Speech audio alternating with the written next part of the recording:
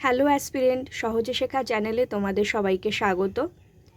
এর আগের ভিডিওতে আমি পার্ট এ দিয়েছি, এবার আজকে পার্ট বি। এই ভিডিওতে শুধুমাত্র রিভিশন হবে। যাদের সামনে এক্সাম আছে, কুইক রিভিশন চাইছো, জাস্ট কানে হেডফোন লাগিয়ে শুনতে থাকো, সুন্দর রিভিশন হয়ে যাবে।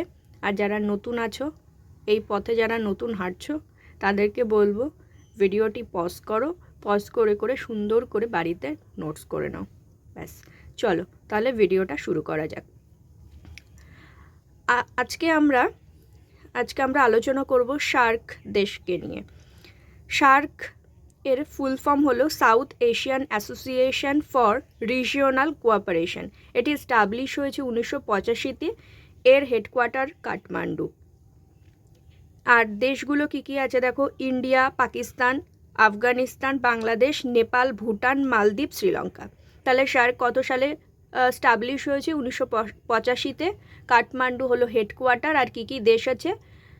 ইন্ডিয়া, পাকিস্তান, আফগানিস্তান, বাংলাদেশ, নেপাল, ভুটান, মালদ্বীপ, শ্রীলঙ্কা। আর ফুল ফর্মটা কি আছে? South Asian association for regional cooperation. ঠিক আছে। আগের দিন আমরা প্র্যাকটিস করেছিলাম বিমস্টিক। তো বিমস্টিক এটি স্টাবলিশ হয়েছিল 1997-তে। আর এটার ফুল ফর্ম হলো bay of Bengal initiative for multi sectoral technical and economic cooperation. এটির হেডকোয়ার্টার হলো ঢাকাতে। আর কি দেশ ছিল দেখো: B for Bangladesh, I for India, M for Myanmar, S for Sri Lanka, T for Thailand, আর Nepal, Bhutan. Bangladesh, India, Myanmar, Sri Lanka, Thailand, Nepal, Bhutan. আর সার্কের কি দেশ আছে দেখো: সার্কের দেশ আছে ইন্ডিয়া, পাকিস্তান, আফগানিস্তান, বাংলাদেশ, নেপাল, ভুটান, মালদ্বীপ আর শ্রীলঙ্কা। আচ্ছা, ন্যাশনাল ইনকাম। আমরা একটু ইকোনমিক্সের একটুখানি কিছু পার্ট নিয়ে আলোচনা করব। দেখো, ন্যাশনাল ইনকামটি হলো মাইক্রো ইকোনমিকের কনসেপ্ট। সারা বিশ্বে যত ভারতীয় আছে তাদের গুডস অ্যান্ড সার্ভিস প্রডিউস করে জিএনপি, গ্রস ন্যাশনাল প্রোডাক্ট। ওকে, এবার গুডস অ্যান্ড সার্ভিস এটা একটুখানি সংক্ষেপে বলে দিই। গুডস মানে হলো তোমার জিনিসপত্র, আর সার্ভিস মানে হলো পরিষেবা। এবার সার্ভিসের মধ্যে কি পড়ছে? তুমি হসপিটালে যাচ্ছ, চিকিৎসকের কাছ থেকে, নার্সের কাছ থেকে বা ওখানের অফিসিয়াল স্টাফের কাছ থেকে তুমি একটা পরিষেবা পাচ্ছ, সুযোগ সুবিধা পাচ্ছ, তারা তোমাকে হেল্প করছো, তো সেটা হলো সার্ভিস। তুমি গাড়িতে যাতায়াত করছো, এখান থেকে ওখানে যাচ্ছ, ওরা তোমাকে হেল্প করছে, দ্যাট মিন্স ওটা হলো সার্ভিস। দেখো এখানে গুডস, যদি আমরা শুধু গুড বলি তাহলে সেটা কিন্তু একটা অ্যাডজেক্টিভ। গুড মানে ভালো, কিন্তু যখনই আমরা গুডের সঙ্গে এস অ্যাড করে দিলাম তখন ওটা হয়ে গেল গুডস, অর্থাৎ জিনিসপত্র। তাহলে ট্যাক্স বলো, সব কিছুতেই ইকোনমিক্সে গুডস অ্যান্ড সার্ভিসের ভ্যালুটা সব থেকে বেশি। ঠিক আছে। তো সারা বিশ্বে যত ভারতীয় আছে তাদের গুডস অ্যান্ড সার্ভিস প্রডিউস করে জিএনপি। ওকে, আর ভারতের টোটাল গুডস অ্যান্ড সার্ভিস এটি হলো জিডিপি, গ্রস ডোমেস্টিক প্রোডাক্ট। ঠিক আছে। আচ্ছা দেখো, গ্রস মাইনাস ডিপ্রিসিয়েশন এটা হলো নেট।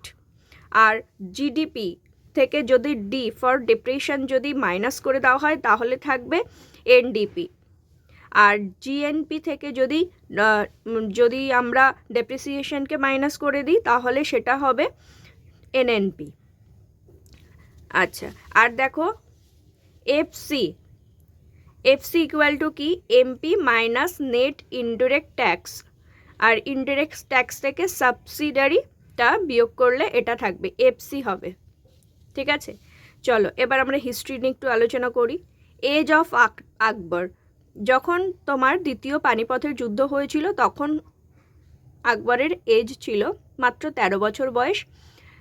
তার বিহাফে যুদ্ধ করেছিল বৈরাম খান, এবং আকবর অর্থাৎ বৈরাম খান ভার্সেস হয়েছিল হিমু, ভালো নাম হেমচন্দ্র বিক্রমাদিত্য, ইনি আফগানিস্তানের ছিলেন।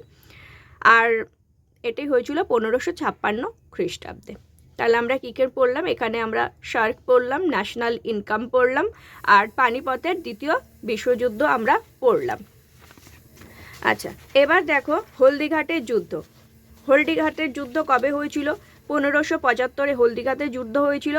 আকবর ভার্সেস মহারানা প্রতাপের সঙ্গে হয়েছিল। আকবরের বিহাফে বেশি যুদ্ধ করেছিল রাজা মান সিং। ঠিক আছে। আচ্ছা, 1526 ফার্স্ট ব্যাটেল অফ পানিপথ, এটা হয়েছিল বাবর ভার্সেস ইব্রাহিম লোদি, যেখানে বাবর জিতে গেছিল এবং ইব্রাহিম লোদি হেরে গেছিলেন।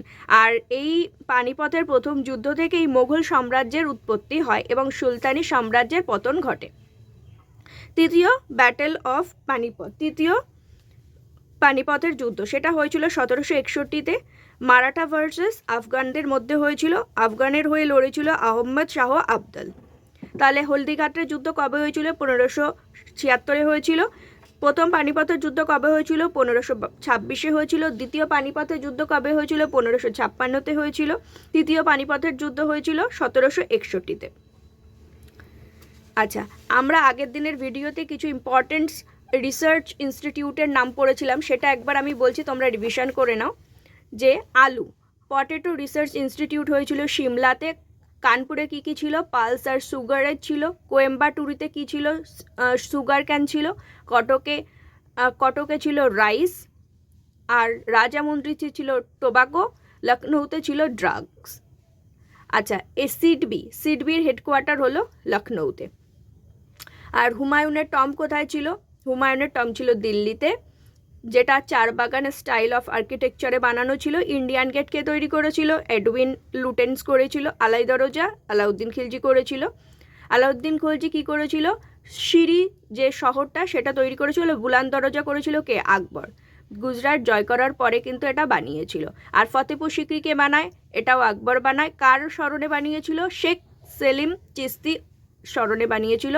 1571 থেকে 73-এর মধ্যে বানিয়েছিল। আর মনসবদারি প্রথাও বানিয়েছিল আকবর। মনসবদারি প্রথাটা কবে বানিয়েছিল? 1571-এ বানিয়েছিল। আর এটা র্যাঙ্ক অনুযায়ী হতো। কিছু ডিভিশন হয়ে গেল পুরনো, চলো আবার নতুন। Headquarter of international Court of justice, এটা হলো দ্য হেগ, নেদারল্যান্ডে অবস্থিত।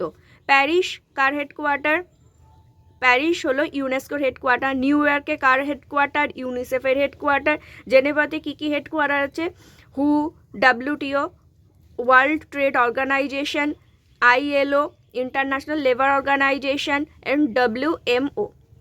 ওয়াশিংটন ডিসিতে কী কী আছে? সবসময় মনে রাখবে, ওয়াশিংটন ডিসিতে টাকা পয়সা রিলেটেড যে সমস্ত সংস্থাগুলো আছে সেইগুলো আছে, যেমন IMF ইন্টারন্যাশনাল মনিটারি ফান্ড, এটা এস্টাবলিশ হয়েছিল 1944-এ। আর এটি কবে হয়েছিল? এটা ব্রিটন উডস কনফারেন্সের মাধ্যমে এটা তৈরি হয়েছিল। আর ওয়ার্ল্ড ব্যাংক, এটার আগের নাম কি ছিল? এটার ওয়ার্ল্ড ব্যাংকের আগের নাম ছিল IBRD, অর্থাৎ international bank for reconstruction and Development. তাহলে দ্য হেগ কার headquarter? The International Court of জাস্টিসের। ইউনেস্কো প্যারিসে, ইউনিসেফ নিউ ইয়র্কে, হু জেনেভাতে, WTO জেনেভাতে, ILO জেনেভাতে, WMO জেনেভাতে। আর IMF আর ওয়ার্ল্ড ব্যাংকের হেডকোয়ার্টার হলো ওয়াশিংটন ডিসিতে। তাহলে আর ওয়ার্ল্ড ব্যাংকের আগের নাম কি ছিল? IBRD, অর্থাৎ international bank for reconstruction and development. আর ইন্টারপোল অর্থাৎ ইন্টারন্যাশনাল পুলিশ, এর হেডকোয়ার্টার হলো ফ্রান্স লিওন। হলো, এখানে হেডকোয়ার্টারগুলো আমরা রেডি করে ফেললাম। এবার আমরা কিছু পলিটির কোয়েশ্চেন দেখব। দেখো, পলিটিতে লোকসভার আর্টিকেল কত? লোকসভার আর্টিকেল হলো 81। আর রাজ্যসভার আর্টিকেল কত? 80। পার্লামেন্টের আর্টিকেল কত? 79। হলো। নেক্সট, লোকসভা কি? লোকসভা হলো লোয়ার হাউস অর্থাৎ হাউস অফ পিপল। এখানে লোকসভাতে আমরা ডিরেক্ট ভোট দিই, অর্থাৎ এখানে ডিরেক্ট ইলেকশন হয়। লোকসভার যে MP সিলেক্ট হয়, সেখানে আমরা ডিরেক্ট ভোট দিয়ে MP সিলেক্ট করি। First past of the post form UK। আর কনস্টিটিউশন তৈরি হয় কবে? তো কনস্টিটিউশনের প্রথম যে বসা হয়েছিল সেটা কবে বসা হয়েছিল? 17ই এপ্রিল 1952-তে। আর ফার্স্ট মিটিং হয়েছিল কবে? 13ই মে 1952-তে। তখন এই 13ই মে 1952-তে রাজ্যসভাও গঠিত হয়েছিল। 5 বছর টেইনার থাকে এই লোকসভার, কিন্তু যদি ন্যাশনাল এমার্জেন্সি হয়ে থাকে তাহলে 1 বছর আবার এক্সটেন্ডও হতে পারে। আর ম্যাক্সিমাম স্ট্রেংথ অফ মেম্বার কত? আগে ছিল 552 আর এখন হয়েছে 520। 520-র মধ্যে আবার ভাগ আছে, সেটা দেখো 530 এই সিটটি হলো স্টেটের আর 20টি হলো ইউনিয়ন টেরিটরির। আর 104 যে কনস্টিটিউশনাল অ্যামেন্ডমেন্ট আছে 2019-এ যেটা হয়েছিল, সেখানে যে আগে যে দুজন অ্যাংলো ইন্ডিয়ানকে প্রেসিডেন্ট নমিনেটেড করতে পারতো তা এখন বর্তমানে অফ হয়ে গেছে। সেটা সংশোধন করেছে কত নাম্বার কনস্টিটিউশনাল অ্যামেন্ডমেন্টে, সেটা 104, যেটা হয়েছিল 2019-এ। তাহলে লোকসভার আর্টিকেল কত? লোকসভার আর্টিকেল হলো 81, রাজ্যসভার আর্টিকেল হলো 80, আর পার্লামেন্টের আর্টিকেল হলো 79। আর লোকসভা কি? লোকসভা হলো একটা লোয়ার হাউস, যেটাকে আর এক নাম হলো হাউস অফ পিপল। আর রাজ্যসভাকে কি বলা হয়? পার্মানেন্ট হাউস বা আপার হাউস, যেটা কখনো ভাঙে না। ঠিক আছে।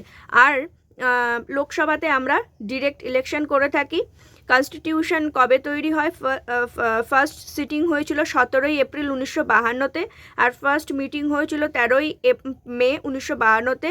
এই 13 মে 1952-তে রাজ্যসভা গঠিত হয়। চলো এবার আমরা আবার কিছু হিস্ট্রি পড়ে নেব। হিস্ট্রিতে কি আছে দেখে নাও। 1669-এ কি হয়েছিল? খালসা পান্থ এই লিখেছিলেন। এইটা কে লিখেছিলেন? গুরু গোবিন্দ সিং। ইনি হলেন শেষ গুরু ছিলেন, 10তম, 10th। আর এই খালসা সেলিব্রেট হয়েছিল কবে? বৈশাখীতে এই খালসা পান্থ সেলিব্রেট হয়েছিল। ফার্স্ট শিখ গুরুর নাম কি ছিল? নানক দেব। নানক দেবের বার্থডে তে আমরা গুরু পরব সেলিব্রেট করে থাকি।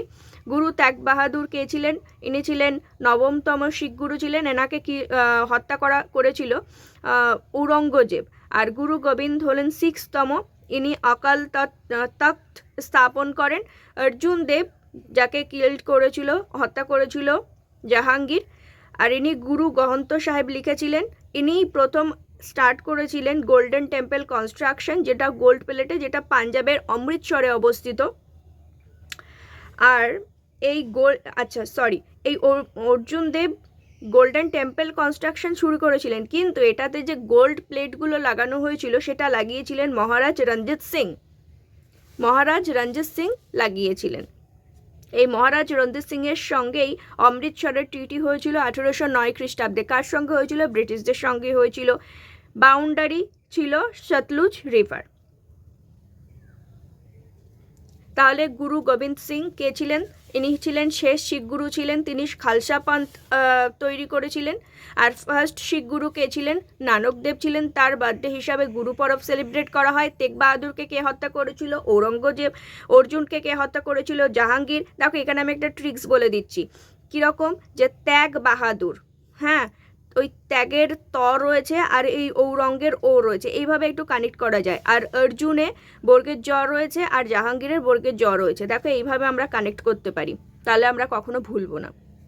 তাহলে অর্জুন দেবকে কে হত্যা করেছিল? জাহাঙ্গীর। অর্জুন দেব কি করেছিল? গোল্ডেন টেম্পল কনস্ট্রাকশন শুরু করেছিল আর গুরু গ্রন্থ সাহেব লিখেছিলেন। আর অমৃতসর ট্রিটি কার হয়েছিল? মহারাজ রঞ্জিত সিংয়ের সঙ্গে হয়েছিল ব্রিটিশদের। আর তাদের বাউন্ডারি কি ঠিক করা হয়েছিল? বাউন্ডারি ঠিক করা হয়েছিল সতলুজ রিভার। আচ্ছা, আবার কিছু কনস্টিটিউশনের পার্ট দেখো। 35তম কনস্টিটিউশন অ্যামেন্ডমেন্ট কি রিলেটেড ছিল? অ্যাসোসিয়েটেড স্টেটস ছিল সিকিম। সিকিমকে অ্যাজ এ স্টেট হিসাবে অ্যাড করা হয়েছিল। 36তম কনস্টিটিউশনাল অ্যামেন্ডমেন্ট, যেটা হয়েছিল 1975-এ। এখানে কি হয়েছিল? স্টেটহুড পায়, কে পায় স্টেটহুড? সিকিম। এই সিকিম আগে কি ছিল? চোগল বংশ ছিল, যারা এই সিকিমে শাসন করত। মায়ানমারের সাথে বর্ডার শেয়ার করে কোন কোন রাজ্য?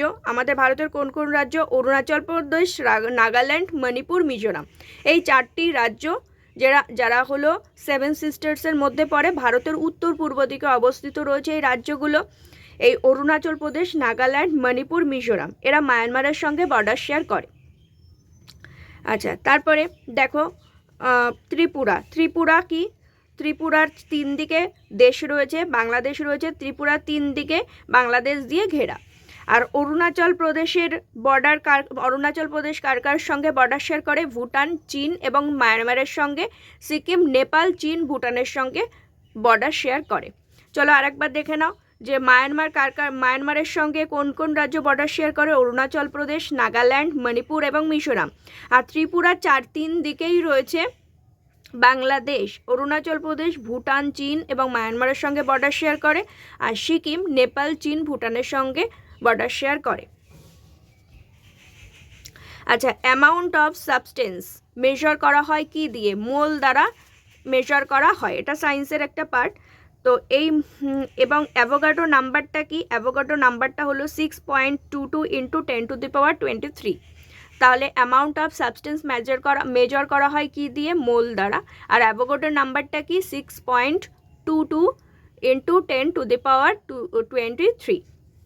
তাহলে বলো, অমৃতসরের টিটি কার সঙ্গে কার হয়েছিল? মহারাজ রঞ্জিত সিংয়ের সঙ্গে ব্রিটিশদের হয়েছিল। কত সালে হয়েছিল? 1809 সালে হয়েছিল। আচ্ছা, লোকসভার আর্টিকেল কত? আর্টিকেল 81। আর পার্লামেন্টের আর্টিকেল কত? পার্লামেন্টের আর্টিকেল হলো 79। মায়ানমারের সঙ্গে কে কে বর্ডার শেয়ার করছে? অরুণাচল প্রদেশ, নাগাল্যান্ড, মণিপুর, মিজোরাম। আর অরুণাচল প্রদেশ কার কার সঙ্গে বর্ডার শেয়ার করছে? ভুটান, চীন, মায়ানমার। সিকিম কার সঙ্গে বর্ডার শেয়ার করছে? নেপাল, চীন, ভুটান। আচ্ছা, আগের দিন আমরা পড়েছিলাম কালিদাস। তো কালিদাসের লেখা কি কি ছিল? কুমার সম্ভব, মালবিকা মিত্রা, অভিজ্ঞান শকুন্তলা, মেঘদূতম, আর হলো ঋতু সংহার। রাজতরঙ্গিনী কার লেখা? কলহনের লেখা। রাজতরঙ্গিনী কোন ভাষাতে লেখা? সংস্কৃত ভাষাতে লেখা। এটাতে কি রয়েছে? কাশ্মীরের হিস্ট্রি সম্পর্কে রয়েছে। অষ্টাধ্যায়ী পাণিনি। শূদ্র কে ছিলেন? একজন সার্জেন ছিলেন। হুমায়ুন কি বানিয়েছিল? হুমায়ুন দিন পানাহা সিটি বানিয়েছিলেন। ঠিক আছে, চলো এবার নেক্সট পেজ আমরা পড়ব। এবার কিছু আমরা সায়েন্সের যে মেজারমেন্টের কিছু পড়ব আমরা। দেখো, ক্যান্ডেলা দিয়ে কি করা হয়? লিমিউনিয়াস ইন্টেন্সিটি মাপা হয়। অ্যাম্পেয়ার কারেন্টের একক। সেরিকালচার কি? Rearing silk worms. সিলভিকালচার কি? Forest grow. অ্যাপিকালচার হানি বিস। পিসিকালচার ফিশের সঙ্গে রিলেটেড, মাছের সঙ্গে রিলেটেড। হর্টিকালচার গার্ডেনিংয়ের সঙ্গে রিলেটেড। এখানে গোল্ডেন রেভলিউশন হয়েছিল। জুট কিসের সঙ্গে যুক্ত? জুট হলো গোল্ডেন ফাইবারের সঙ্গে যুক্ত। আর জুট কবে প্রডিউস হয়? জুটের প্রডিউসারকে? ভারতের পশ্চিমবঙ্গ। আর এক্সপোর্টারকে? সবথেকে ভালো এক্সপোর্টার করে কে? বাংলাদেশ। আর জুটের কারখানা কোথায় রয়েছে? ফার্স্ট জুট মিল কোথায় আছে? 1855-তে তৈরি হয়েছিল রিষড়াতে, ওয়েস্ট বেঙ্গলে। তাহলে প্রথম জুট মিল কোথায় রয়েছে? রিষড়াতে রয়েছে। আর এর রিষড়াটা কোথায়? ওয়েস্ট বেঙ্গলে। আর কত সালে তৈরি হয়েছিল? 1855 সালে তৈরি হয়েছিল। আর যে মিলটা ছিল সেই মিলটার নাম কি? মিলটার নাম হলো অকল্যান্ড। হলো। আচ্ছা, তাহলে সেরিকালচার কিসের সঙ্গে যুক্ত? রেয়ারিং সিল্ক ওয়ার্মসের সঙ্গে যুক্ত। Silviculture forest grow. Apiculture honey বিসের সঙ্গে যুক্ত। Pisciculture fish. Horticulture gardening. আর হ্যাঁ, গোল্ডেন রেভলিউশনের সঙ্গে যুক্ত। আর জুট হলো গোল্ডেন ফাইবার। প্রডিউসারকে? ভারতের ওয়েস্ট বেঙ্গল। আর এক্সপোর্টার বাংলাদেশ। আর জুটের প্রথম মিল কোথায়?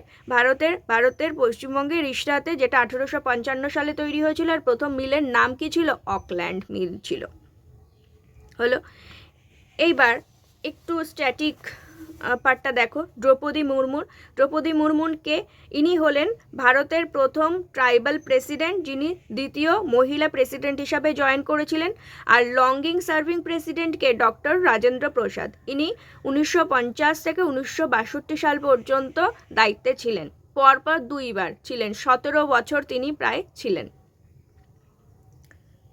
12 বছর উনি প্রায় শাসনে ছিলেন। আর লংগেস্ট সার্ভিং ভাইস প্রেসিডেন্ট কে হবে? সর্বপল্লী রাধাকৃষ্ণন। তাহলে এখন বর্তমানে আমাদের প্রেসিডেন্ট কে আছেন? দ্রৌপদী মুর্মুর আছেন। ইনি উড়িষ্যা থেকে বিলং করেন। আর ইনি হলেন দ্বিতীয় ওম্যান প্রেসিডেন্ট। আর যদি আমরা প্রথম ওমেন প্রেসিডেন্ট ধরি, তাহলে কার নাম বলবো? প্রতিভা পাটিলের নাম বলবো, শ্রীমতী প্রতিভা পাটিল। আর longest serving president doctor Rajendra Prasad. আর longest serving vice president Sarvepalli Radhakrishnan. আচ্ছা, গোবি ডিজার্ট যেটা আছে, গোবি মালভূমি, সেটা কোথায় আছে? সেটা মঙ্গোলিয়া এবং চীনের বর্ডারে আছে। এটা এশিয়া মহাদেশের মধ্যেই অবস্থিত। আর ওয়ার্ল্ডের লার্জেস্ট ডিজার্ট কোনটা? যদি আমরা কোল্ড দেখি, শীতের দেখি, তাহলে অ্যান্টার্কটিকা। আর যদি গরম দেখি, মানে ওয়ার্ম ডিজার্ট দেখি, তাহলে সাহারা মরুভূমি। আর ইন্ডিয়াতে কি কি মরুভূমি আছে দেখো, ইন্ডিয়াতে লাদাখ যেটা রয়েছে, লাদাখে হলো কোল্ড ডিজার্ট মরুভূমি রয়েছে। আর দ্য গ্রেট ইন্ডিয়ান ডিজার্ট, এটা ওয়ার্ম। আর এটা রয়েছে কোথায়? আরাবল্লীতে রয়েছে। আরাবল্লী কোথায়? আরাবল্লীর ওয়েস্ট এবং নর্থে রয়েছে। তাহলে ডিজার্ট, তাহলে গোবি ডিজার্ট কোথায় আছে? মঙ্গোলিয়া এবং চীনের বর্ডারে আছে, এশিয়া মহাদেশের মধ্যেই আছে। আর ওয়ার্ল্ডের লার্জেস্ট ডিজার্ট যেটা কোল্ড, ঠান্ডা যদি বলা হয়, কোল্ড ডিজার্টের নাম বলা হয়, তাহলে অ্যান্টার্কটিকা হবে। আর যদি ওয়ার্ম ডিজার্টের বলা হয়, তাহলে সাহারা মরুভূমি হবে। আর ইন্ডিয়ার কোল্ড ডিজার্ট কোথায় আছে? লাদাখে আছে। আর ওয়ার্ম কোথায় আছে? দ্য গ্রেট ইন্ডিয়ান ডিজার্টে আছে, আরাবল্লীর কাছে। এবার দেখো, freedom is my birth right and I shall have ইট, এই যে স্লোগানটি, সেটি কে দিয়েছিলেন? এটি দিয়েছিলেন বাল গঙ্গাধর তিলক, যিনি লোকমান্য নামেও পরিচিত, ফাদার অফ ইন্ডিয়ান আনরেস্ট। এটা বলেছিলেন কে? এটা বলেছিলেন ভ্যালেন্টাইন চিরল, এই বাল গঙ্গাধর তিলককে বলেছিলেন। এই বাল গঙ্গাধর তিলক কে ছিলেন? ইনি একজন চরমপন্থী নেতা ছিলেন, কংগ্রেসের একজন চরমপন্থী নেতা ছিলেন। আর জয় হিন্দ, এটি বলেছিলেন সুভাষচন্দ্র বোস। বাল গঙ্গাধর তিলক একটি বই লিখেছিলেন, তার নাম হলো Arctic home to Vedas. Arctic home to Vedas. আর ইনি দুটো উৎসব স্টার্ট করেছিলেন, একটা হলো গণপতি আর একটা হলো শিবাজি উৎসব, যেটা দুটোই ওই 1890 সালের দিকে তৈরি করেছিলেন। আচ্ছা, তাহলে সব থেকে লংগেস্ট সার্ভিং প্রেসিডেন্টকে? Doctor Rajendra Prasad. Longest serving vice president Sarvepalli Radhakrishnan. Freedom is my birth right and I shall have it, এটা কে বলেছিলেন? বাল গঙ্গাধর তিলক বলেছিলেন। বাল গঙ্গাধর তিলক লোকমান্য নামেও পরিচিত। তাকে ফাদার অফ ইন্ডিয়ান আনরেস্ট কে বলেছিলেন? ভ্যালেন্টাইন চিরল বলেছিলেন। ইনি একটা বই বের করেছিলেন, বই লিখেছিলেন, সেই বইটির নাম কি? Arctic home to Vedas. ইনি দুটো উৎসব স্টার্ট করেছিলেন, একটা হলো গণপতি, একটা হলো শিবাজি উৎসব 1890 সালে। আর জয় হিন্দ, এই কথাটি কে বলেছিলেন? এই কথাটি বলেছিলেন সুভাষচন্দ্র বোস। আচ্ছা, এবার দেখো সিপিআই। সিপিআই পার্টির ফাউন্ডারকে? সিপিআই পার্টির ফাউন্ডার হলেন এম.এন. রয়। এটি করেছিলেন 1920-তে। এবার কিছু ফোক ড্যান্সের নাম দেখো। ডান্স, যে স্ট্যাটিক জিকের মধ্যে যে ডান্স যে টপিকটা আছে, সেখান থেকে কোয়েশ্চেনটা আছে। দেখো, রাই ফোক ডান্স, এটা কোথাকার? মধ্যপ্রদেশের। উড়িষ্যার কিছু ফোক ডান্সের নাম বলো, যেমন রাসলীলা, চারকুল্লা, কজরি। মধ্যপ্রদেশের মালকি, এটা মালবা রিজনে হয়ে থাকে। জাওয়ারা, কর্মা, এই কর্মাটা গোন্ড যে ট্রাইব রয়েছে সে তারা করে থাকে। ভাগোরিয়া, তারতালি, এগুলি হলো মধ্যপ্রদেশের ফোক ডান্স। আর রাজস্থানে কি রয়েছে? রাজস্থানেও তেরহাতালি, চাঙ্গ, ঘুমুর। এই ঘুমুরটা কে করে? ঘুমুরটা ভেল ট্রাইবস করে থাকে। আর রাজস্থানের মোস্ট ইম্পর্ট্যান্ট যে ডান্স, সেটার নাম হলো কালবেলিয়া, এটা স্নেক ট্রাইবস করে থাকে। আর ভাবাইও রয়েছে। গুজরাটে কি কি রয়েছে? গুজরাটে আছে ভবাই, তিপ্পানি, হুডু, ডান্ডিয়া।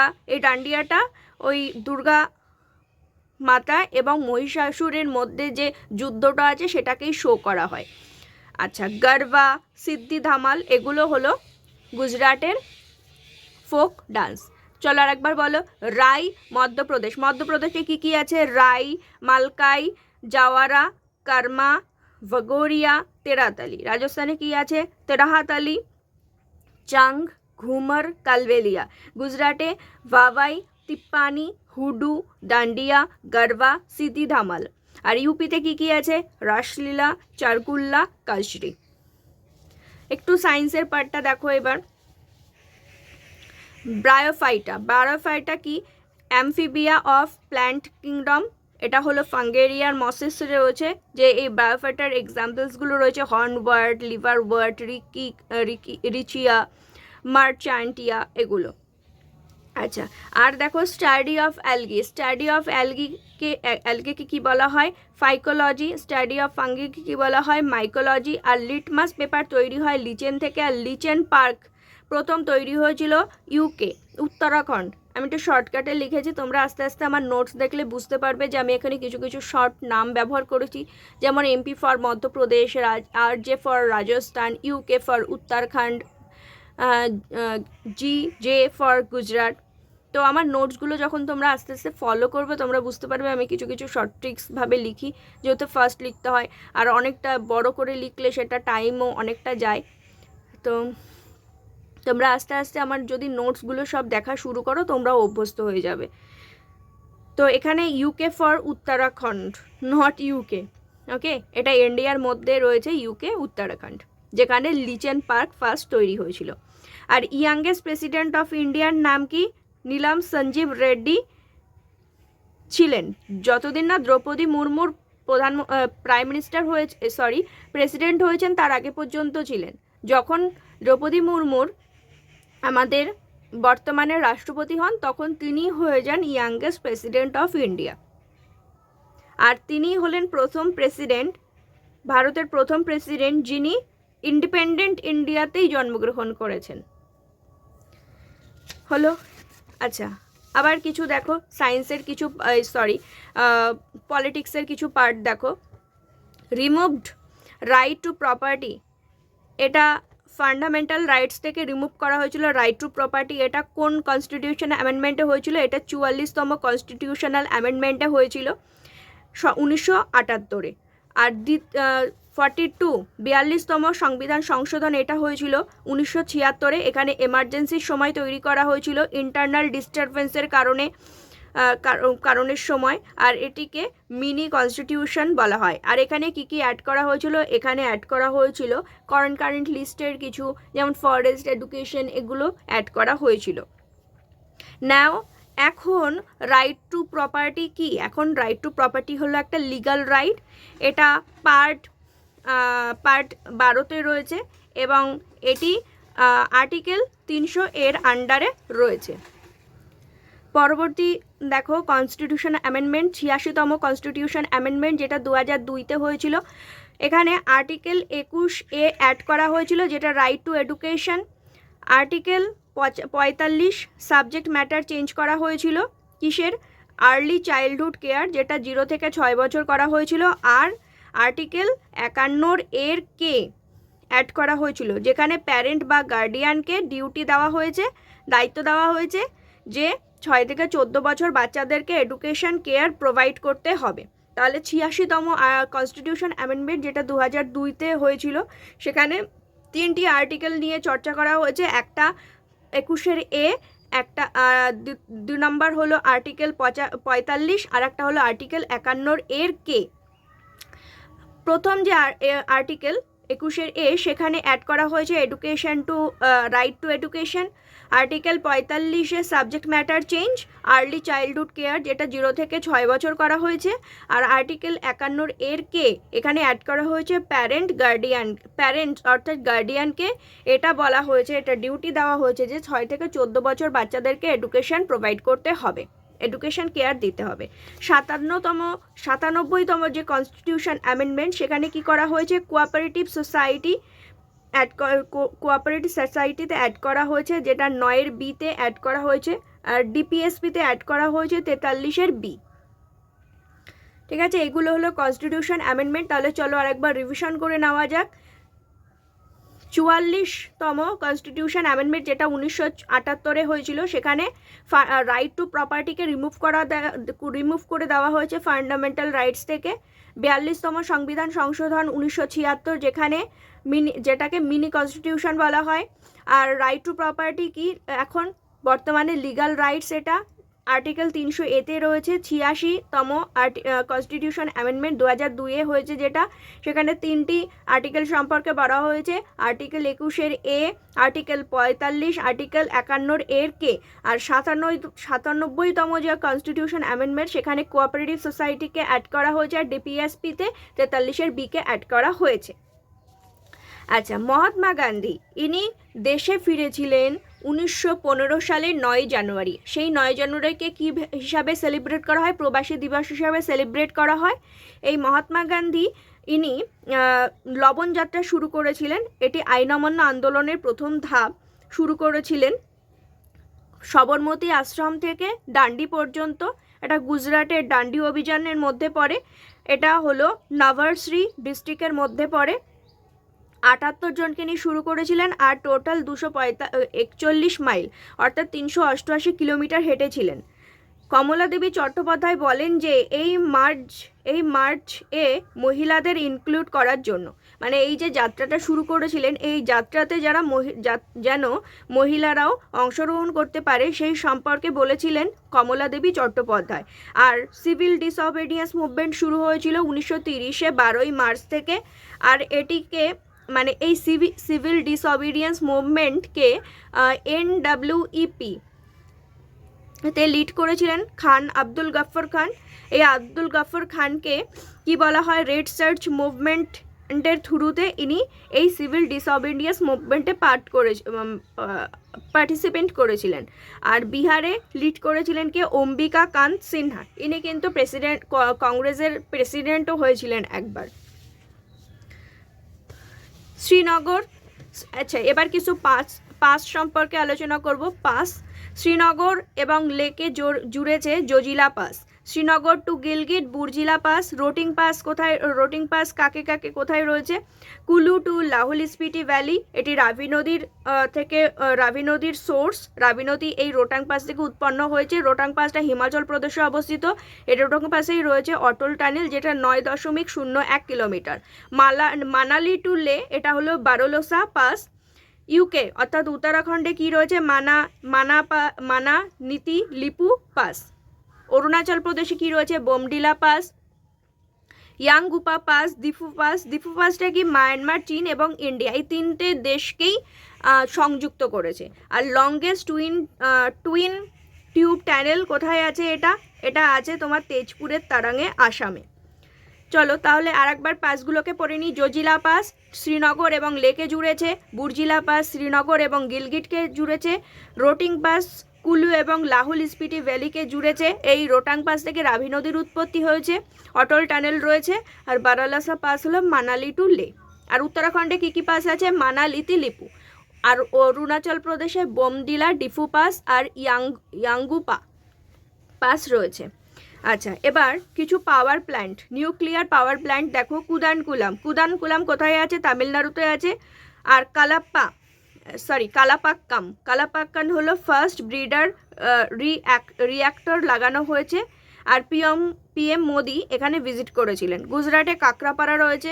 উত্তরপ্রদেশের নরোরা, রাজস্থানে রণথম্বর। তাহলে নিউক্লিয়ার পাওয়ার প্ল্যান্ট তামিলনাড়ুতে কি রয়েছে? কুদানকুলাম রয়েছে।